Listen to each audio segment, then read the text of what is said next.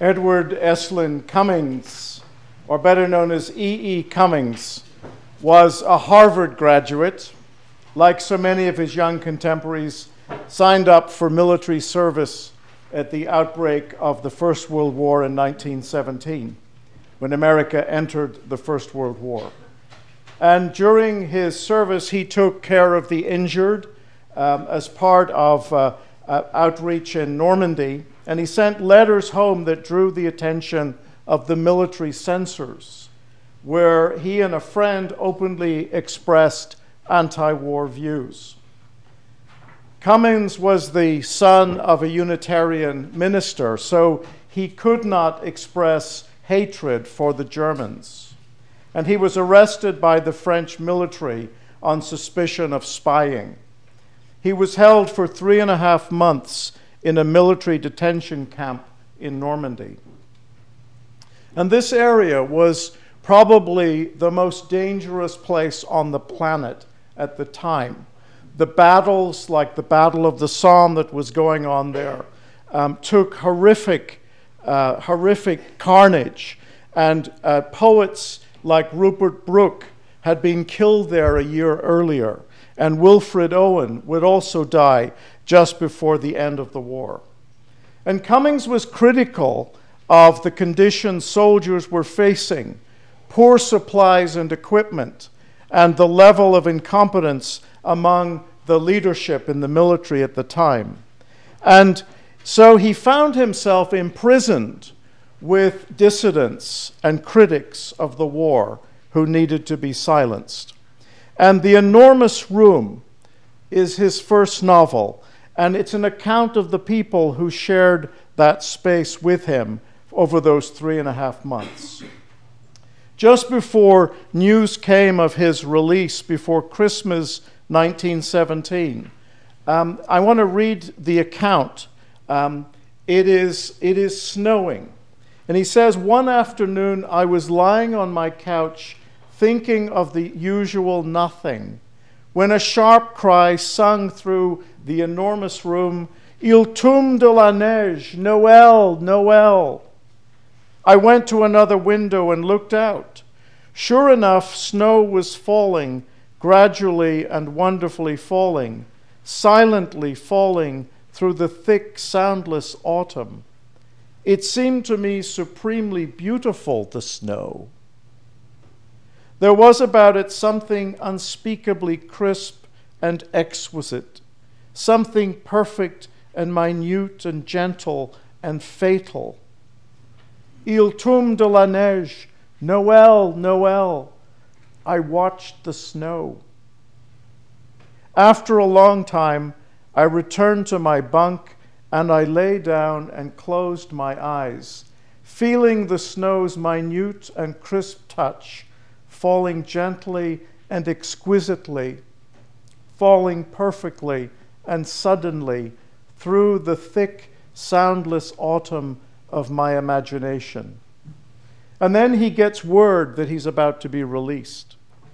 I marched the length of the room. The enormous room is filled with a new and beautiful darkness, the darkness of the snow outside, falling and falling and falling with the silent and actual gesture which has touched the soundless country of my mind as a child touches a toy it loves."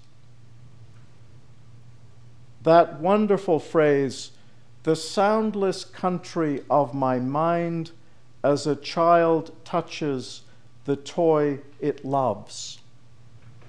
And we're back in that imaginative moment, the place where our memory box is reopened and the present, the past, and the future are connected in a mysterious way through Luke's version of the Christmas story. And if we've come to church today looking for kind of scientific proof of the virgin birth or a literal interpretation of the story, we kind of miss the point of it. And there's a way we have to suspend that kind of judgment that to look at the Christmas story as a historical documentary is like going to see the musical Hamilton and wondering why George Washington is played by somebody who's African American, and you miss the plot. But now we are invited into a realm of imagination. And ironically, there's not a lot of work and not a lot of research that's been done on the links between religion and memory. It's kind of a new field of study. And I can share a little bit about what we know. And there's a book written by a guy called Oren Steer and Sean Landris, and that they've opened up the conversation of the linkages between religion and memory. And they also link it to violence. And they talk about memoryscapes. So think about what we're doing now as a memoryscape. Religion and memory also depend on places to engage these memoryscapes. Where would Judaism be without Sinai or Jerusalem? Where would Islam be without Mecca or Medina? And where would Christianity be without Bethlehem or Golgotha, where Jesus is crucified? And these are places not just about what happened back then, but they are places about the present and also the shaping of our identity as people. If you think about it, Jerusalem has been in the news recently, right? Mike Pence thought he was going to Jerusalem to meet some of his friends. And he's realized that he's touching an area that is deep within our unconscious. A writer, Meron Benevisti, commented that symbolic places like Jerusalem, as much as we may try, cannot be divided because our identity is materially present in those places. He says our places, or more precisely, our placescapes, are always deeply personal. They are our intimate signatures. So this new research is helping us to understand kind of what we're doing here tonight. We are engaging in our own memoryscapes. We are thinking about all those Christmases that we have shared together. Tonight, families gathering. Some of you are back from school, boarding school for the first time, and you've come back to a familiar place, but you're not the same. So it is these memoryscapes help us to figure out who we are as individuals and as communities, and help us figure out where we're going in the future. And that's why tonight is so important. That is why tonight is so magical. And Luke is not writing a documentary, a history, a movie script. He is weaving together these memoryscapes that are even older than Christianity. The world that Luke was living in was dramatically changing. His community had been ravished by war. Jerusalem had been destroyed. Judaism may have been threatened with extinction. And what was happening is that there was a whole group of new people coming in that he needed to translate the important parts of the Jewish story so that it would live on in a larger context. And he uses traditions from the Jewish scriptures that are woven into this story. And we call this midrash. Midrash is about using imagination, filling in the gaps. Like, what did Adam and Eve talk about in the Garden of Eden? And in that midrash, the rabbis would weave together lots of experiences of conversations over thousands of years between the sexes. And in Christianity, we too have our own kind of forms of midrash. You know, we just had our children's pageant tonight, and it was wonderful to hear the children, tell the story again. But in every Christmas pageant, there is an innkeeper, right? There's the guy who has to say there's no room in the inn, so you got to go around the back. But actually, the innkeeper is not scriptural. The innkeeper is Christian midrash. It's a made-up character that somehow Mary and Joseph have to go round the back to the outhouse. And so we've created this character. So Luke is doing this. He's creating midrash. And the question that we ask ourselves, why is he doing that? Because more and more people who did not share those ancient Jewish roots were becoming part of the early Christian church. They were becoming part of this new movement that was celebrating how love and connection and intimacy and inclusion were spreading all over the world in a different way. And I like to think, in a way, what the musical Hamilton has done for civics and American history. It's about making the story more accessible and wider.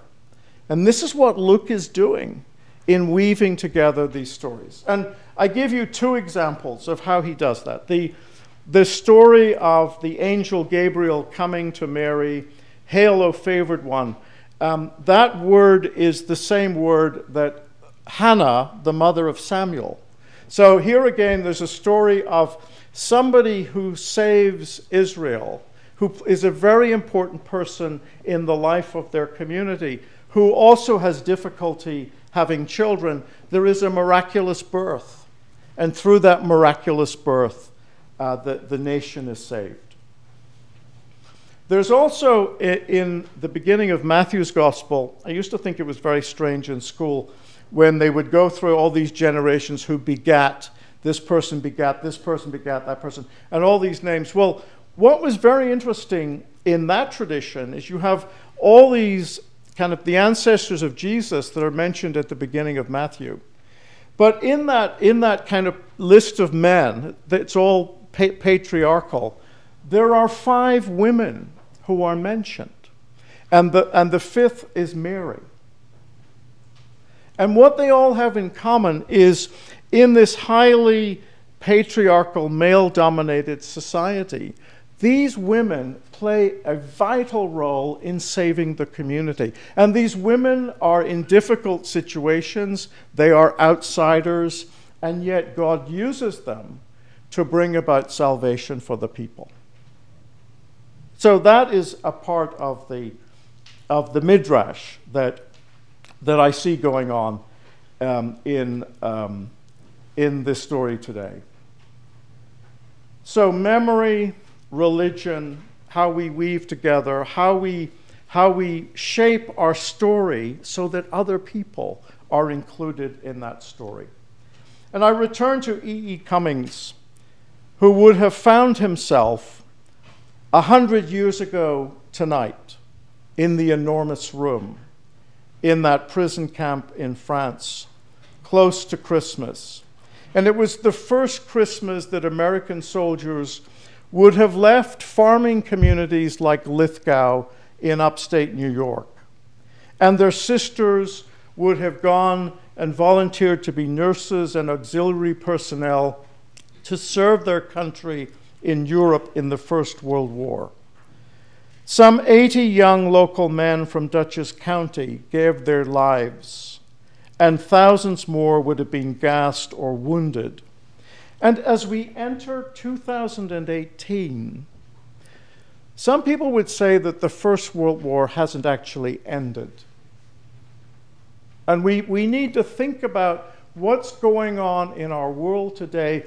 What are the messages of the ancestors to us as we stand in this critical time, as we remember not only the Great War, but the violence, and often that connection between memory and religion and violence is all connected. If you turn to the back of your program, there is an amazing, just on the inside cover, there is an amazing photograph that just appeared. John Lockney of Palo Alto is an ancestor of the Baldwin family that owned the dairy across the street. And you may recognize the building behind Louise Tompkins and her brother William. It's St. Peter's Church. And this was taken in 1917. And you can see, I think that's probably the vicar's laundry blowing in the wind in that very difficult year. And what we're doing tonight, the families of those young men and women would have gathered in this church, and they would have sung "Hark the Herald Angels Sing." They would have read from this Bible that Chris read from tonight. And if we listen carefully to these walls, we can hear them singing. And we can hear them praying for their loved ones to come back home safely. Place, memory, a sacred place where we have come. We've come to Bethlehem. In a few moments, we will be kneeling at the rail, making the manger with our hands, asking for the mystery of God to be made known to us again as we open our hands in the sacrament. So I end tonight in this sacred place with some more words of E.E. Cummings. And he says this: "We do not believe in ourselves until someone reveals that deep inside us something is valuable. Something is worth listening to. Something is worthy of our trust, sacred to our touch. Once we believe in ourselves, we can risk curiosity, wonder, spontaneous delight, or any experience that reveals the human spirit. So let us be inspired by these words and these actions of Luke. Let us go forth from this place as we celebrate the incarnation of love, the incarnation of love that sees us through the good times and the hard times. And let us go and make that circle, make that story wider and more accessible and free as God wants us to be. Amen.